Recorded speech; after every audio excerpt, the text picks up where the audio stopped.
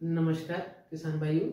मैं आज आपके सामने स्प्रिंकलर पाइप के कुछ विषयों को रखना चाहता हूं। स्प्रिंकलर सिस्टम जो है, जैसे कि खेतों में कई तरीकों से पानी को पहुंचाया जाता है, वैसे ही जैसे पानी बोलकर भी किसान जो है खेतों में पहुंचाते हैं। ड्रिप इरिगेशन सिस्टम के द्वारा, टपक सिंचाई द्वारा भी किसान जो है वो पूरे के पूरे फसलों में पानी को पहुंचाते हैं। वैसे ही स्प्रिंकलर इरिगेशन सिस्टम द्वारा स्प्रिंकलर पाइप आपस में जुड़े होते हैं। एक निश्चित दूरी पर नोजल सेट लगा होता है जिससे स्प्रिंकलर करके वो अपने खेतों में फसलों तक पानी को पहुंचाते हैं। और इसी में ही मैं आपके सम्मुख कुछ विषयों को रखना चाहता हूँ। पहला तो स्प्रिंकलर पाइप के बारे में मैं आपके सामने तीन जानकारी रखना चाहता हूँ कि उसके तीन भाग होते हैं। एक होता है उसका पीछे का हिस्सा जिसको टेल पीस बोलते हैं, एक 20 फीट का पाइप होता है, और फिर उसका मुंह होता है जो सामने की ओर लगा हुआ होता है, जिसमें अगले पाइप का टेल पीस फिट होता है। ऐसे आपस में पाइप जुड़ता चला जाता है। बीच में हम फिटिंगों का उपयोग कर नोजल सेट लगाकर उसमें पानी जो है फसलों तक स्प्रिंकलर द्वारा पहुंचा देते हैं।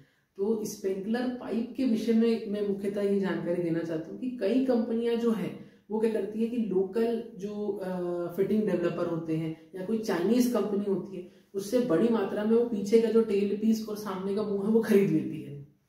स्वयं केवल 20 फीट का पाइप ही बनाती है पोला, और फिर डिफ्यूजर लगाकर उन दो फिटिंगों को आपस में जोड़ देती है जबरदस्ती। तो ऐसे पाइप जो है वो मार्केट में कीमत में तो सस्ता मिलता है, पर होता क्या, अचानक से मोटर का प्रेशर डेवलप होने में या नोजल सेट के चलते के बीच में वो जो टेल पीस और जो सामने का मुंह है वो निकल जाता है, जिससे मुंह टूट जाता है, पाइप डैमेज हो जाता है।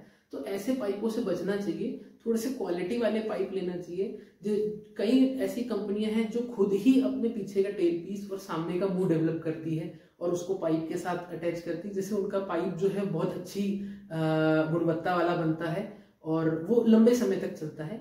इसके अलावा जो है, अब ये टेल पीस और मुख्य जो मुंह हो गया, इसके बीच में एक पूरा 20 फीट का पाइप होता है जो उसका शरीर होता है। मैं इसके बारे में ये जानकारी देना चाहता हूँ कि पाइप जो है बहुत ज्यादा लचीला नहीं होना चाहिए।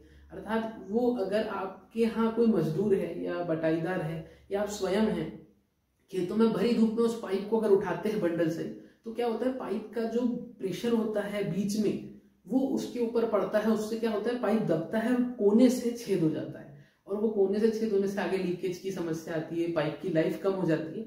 तो बहुत ज्यादा लचीला पाइप नहीं होना चाहिए, बहुत ज्यादा हिला डुला वाला पाइप नहीं होना चाहिए। पाइप थोड़ा मजबूत होना चाहिए। दबाने के समय में बहुत ज्यादा वो दबना नहीं चाहिए, थोड़ा सा हमारे को दम लगना चाहिए अगर हम उस पाइप को दबा रहे हैं तो। ऐसे ही क्या होता है, स्प्रिंकलर्स की फिटिंग होती है टी, बैंड, पीसीएन और जो उसका ढक्कन होता है। तो कई कंपनी इसी तरीके से, जैसे टेल पीस और सामने का मुंह चाइनीज कंपनियों से और लोकल मैन्युफैक्चरर से खरीद लेती है, ऐसे फिटिंग भी खरीद लेती है, केवल अपना ठप्पा लगा देती है। तो ऐसी फिटिंग और ऐसे पाइप से बचना चाहिए, क्योंकि ये पाइप जो है आपस में जुड़ने के बूंद बूंद करके लीकेज करते हैं, जिससे क्या होता है 2 या 3 नोजल का आपको लॉस हो जाता है। अगर लीकेज नहीं होता तो 2 से 3 नोजल आपके ज्यादा लगते हैं और आपका जो है वो खेत जल्दी से पूरे पानी को कवर कर पाता। इसके अलावा जो है नोजल सेट के बारे में आपको जानकारी देना चाहता हूँ। नोजल सेट 2 तरीके के मार्केट में आज उपलब्ध है। तो पीतल का जो सेट है वो उपलब्ध है, दूसरा जो प्लास्टिक का नोजल आता है वो उपलब्ध है। तो दोनों का उपयोग अलग अलग जगह होता है। जो प्लास्टिक का नोजल है वो परफेक्ट 5.1 mm का जो है वो स्प्रिंकलर नहीं करता है। जो जहां से मुख्यतः पानी निकलता है वो जगह पर 5.1 mm का छेद होना जरूरी है, नहीं तो क्या होता है पूरा परफेक्ट फव्वारा नहीं बनता है और मोटी बूंदों के कारण जो फसल है वो डैमेज होती है, वो आड़ी हो जाती है। कई बार आपने देखा होगा कि गेहूं की फसल में प्लास्टिक के नोजल लगाने से आसपास के क्षेत्र का जो गेहूं है वो आड़ा हो जाता है।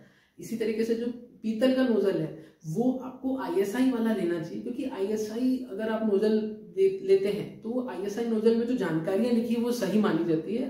अगर नॉन आईएसआई है तो वो जानकारी असत्य मानी जा सकती है, क्योंकि उस पर भरोसा नहीं किया जा सकता। पीतल के नोजल जो है वो पूरे 5.1 mm के छेद वाला ही लेना चाहिए। कई जगह पर आपको वहां पर छेद के आगे पीछे कोई जानकारी नहीं दी जाती है और आप गलत नोजल उठा लेते हैं, जिसका फसल पर बुरा प्रभाव पड़ता है। तो इस तरीके से स्प्रिंकलर पाइप और उसकी फिटिंग का साथ में चयन करना चाहिए। अन्य पाइप को किसी अन्य पाइप से जोड़कर चलाने पर लीकेज की समस्या आती है, अतः एक ही तरीके के पाइप का सही ढंग से उपयोग करना चाहिए और इससे आपकी जो पाइप है उन सब की लाइफ बढ़ती है। और आगे भी मैं इस विषय में आपको जो भी मेरी तरफ से जानकारी मुझे देनी होगी मैं वीडियो के माध्यम से दूंगा।